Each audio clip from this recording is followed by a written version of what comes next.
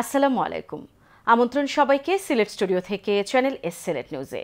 সঙ্গে আছি আমি রোহেনা সুলতানা। শুরুতেই জানিয়ে দিচ্ছি শিরোনাম।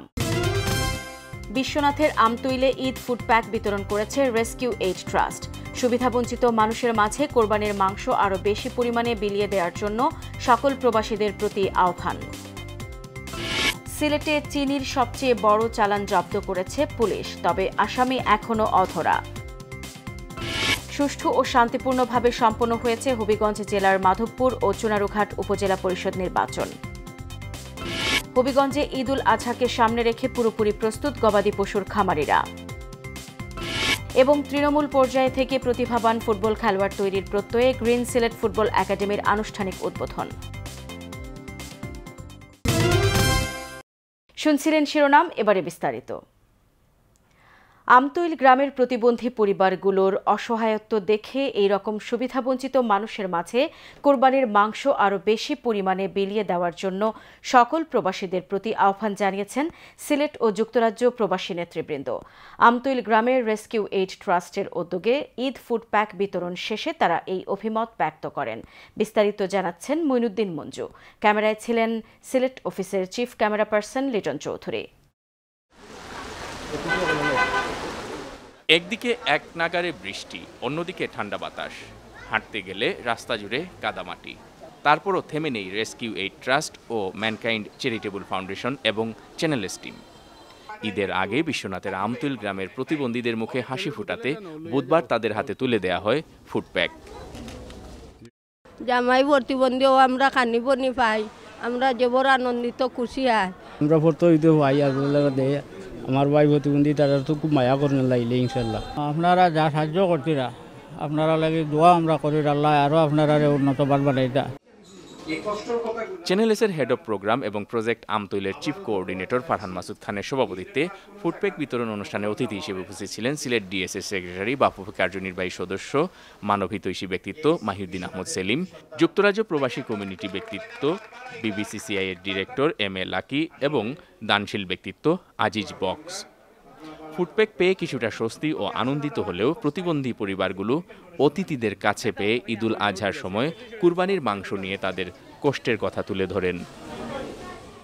তারা মাংস খাইতো, কিন্তু আমরা তো পারি না খাওয়াইতাম, কিন্তু ওদের প্রতি বরখাই তো আপনারা দেন যদি ঈদের খালা ওখানে আমরা খাই, আর কোনো সাহায্য পাই না, ওখানে আমরা বাচ্চান থেকে খাবাই, আর মাঝে আর খাবাইতাম পারি না, আর খাই না আমরা।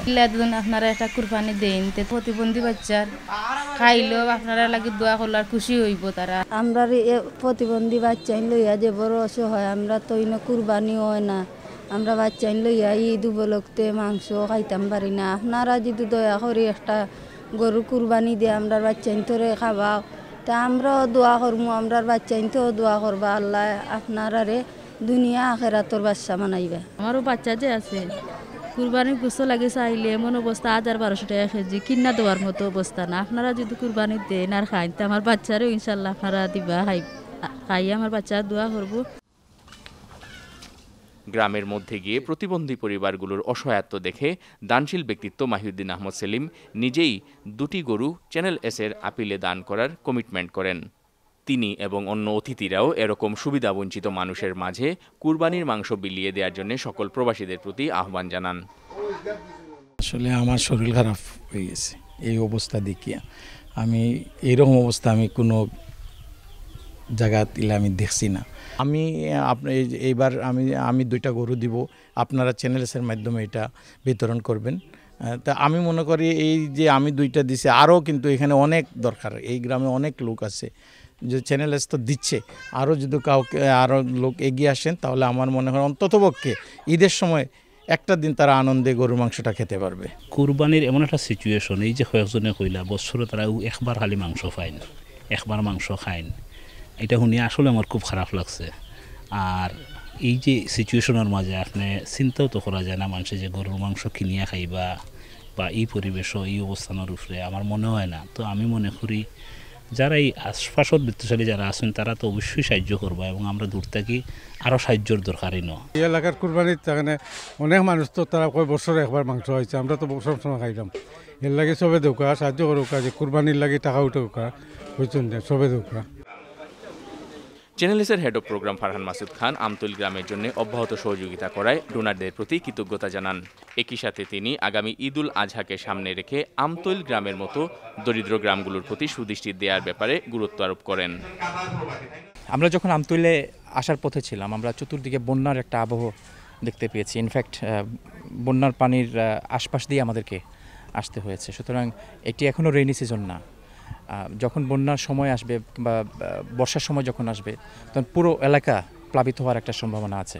এবং ঈদ যত ঘনিয়ে আসছে, মানুষের মধ্যে দুশ্চিন্তা তত বাড়ছে। বিশেষ করে আমতৈল এবং আমতৈলের মতো এলাকাগুলি যেখানে সাধারণভাবে পৌঁছানো অসম্ভব, গরিব মানুষগুলি কিন্তু তখন অপেক্ষায় থাকবে যে কেউ যেন তাদেরকে ঈদের গিফট কিংবা কোরবানির মাংস তাদের কাছে নিয়ে যায়। রেস্কিউ এড ট্রাস্ট আমতৈলের পাশাপাশি সিলেটের প্রত্যন্ত অঞ্চলে যাওয়ার চেষ্টা করবে। আপনাদের ডোনেশন এবং আপনাদের ঈদ গিফট এবং আপনাদের কোরবানির মাংস যেন গরিব মানুষগুলি পায়, বিশেষ করে এই কঠিন সময়টিতে যখন বন্যার একটি আবহ ছড়িয়ে পড়েছে চতুর্দিকে।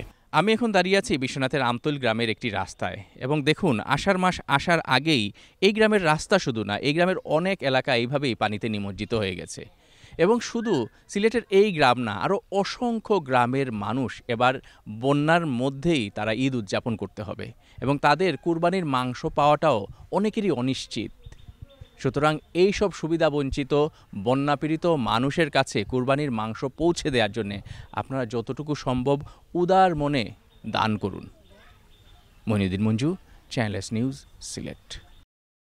সিলেটের সীমান্ত দিয়ে অবৈধ পথে আসা ভারতীয় চিনির এই যাবৎকালের সবচেয়ে বড় চালান জব্দ করেছে পুলিশ। সিলেটের জালালাবাদ থানা এলাকার ওমাইরগাঁও থেকে অভিযান চালিয়ে ভারতীয় চিনি বোঝাইকৃত 14টি ট্রাক, একটি মোটরসাইকেল ও প্রাইভেট কার আটক করা হয়। চিনি জব্দ করার বিষয়টি নিশ্চিত করেছেন সিলেট মেট্রোপলিটন পুলিশের উপ পুলিশ কমিশনার আজবাহার আলী শেখ। তিনি জানান, এসএমপির অভিযানে 14টি ভারতীয় চিনি বোঝাইকৃত ট্রাক আটক করা হয়। কত বস্তা রয়েছে তা গণনা চলছে। এ সময় একটা প্রাইভেট কার ও মোটরসাইকেল আটক করা হয়েছে। তিনি আরও জানান, অভিযানের সময় গাড়ি থেকে নেমে আসামিরা দৌড়ে পালিয়ে যায়, ফলে কাউকে আটক করা সম্ভব হয়নি। গোপন সংবাদের ভিত্তিতে অভিযান চালিয়ে এই জালালাবাদ থানার প্রত্যন্ত অঞ্চলের ভেতরে এই রাস্তা দিয়ে, মাটির রাস্তা দিয়ে 14টি ভারতীয় চিনি বোঝাই ট্রাক যাওয়ার প্রাককালে আমরা অভিযান চালিয়ে 14টি ট্রাক আটক করেছি। এই বিষয়ে আইনগত ব্যবস্থা প্রক্রিয়াধীন এবং জব্দ তালিকা হচ্ছে, মালামাল গণনা প্রক্রিয়াধীন আছে। সুনামগঞ্জের জগন্নাথপুর উপজেলার কুশিয়ারা নদীর পানি বাড়ছে। বৃষ্টিপাত ও উজানের পানিতে ইতোমধ্যে কুশিয়ারা নদীর বিপদসীমা অতিক্রম করেছে। তীরবর্তী এলাকায় বেড়ি বাঁধের বাইরে থাকা পাইলগাঁও, রানীগঞ্জ, আশারকান্দি ইউনিয়নের শতাধিক বসতবাড়ি প্লাবিত হয়। এছাড়াও সুনামগঞ্জের সুরমা নদীর সাথে সংযোগ নদীর পানি বৃদ্ধি পেয়ে বিস্তৃত হাওর এলাকায় দিন দিন বৃদ্ধি পাচ্ছে পানি। এদিকে জগন্নাথপুর উপজেলার পাইলগাঁও ইউনিয়নের পুরাতন আলাকদি গ্রামে কুশিয়ারা নদীর বেড়ি বাঁধ ভেঙে জালালপুর, সৈয়দপুর, সোনাতলা, কদমতলা, গোতগাঁও, খানপুর, আলিপুর, মশাজান সহ কয়েকটি গ্রামে কুশিয়ারা নদীর পানি হুহু করে প্রবেশ করেছে। ভাঙা বাঁধ দিয়ে কুশিয়ারা নদীর পানি প্রবেশের ফলে উপরোক্ত এলাকা সহ নবীগঞ্জ উপজেলার কয়েকটি ইউনিয়নের রাস্তাঘাট তলিয়ে যাওয়ার সম্ভাবনা রয়েছে। সিলেট নিউজে নিয়ে নিচ্ছি ছোট্ট একটা বিরতি। আমাদের সঙ্গেই থাকুন, ফিরে এসে অন্যান্য খবরের সাথে আরও যা থাকছে। হবিগঞ্জে ঈদুল আজহাকে সামনে রেখে পুরোপুরি প্রস্তুত গবাদি পশুর খামারিরা। এবং তৃণমূল পর্যায়ে থেকে প্রতিভাবান ফুটবল খেলোয়াড় তৈরির প্রত্যয়ে গ্রিন সিলেট ফুটবল একাডেমির আনুষ্ঠানিক উদ্বোধন।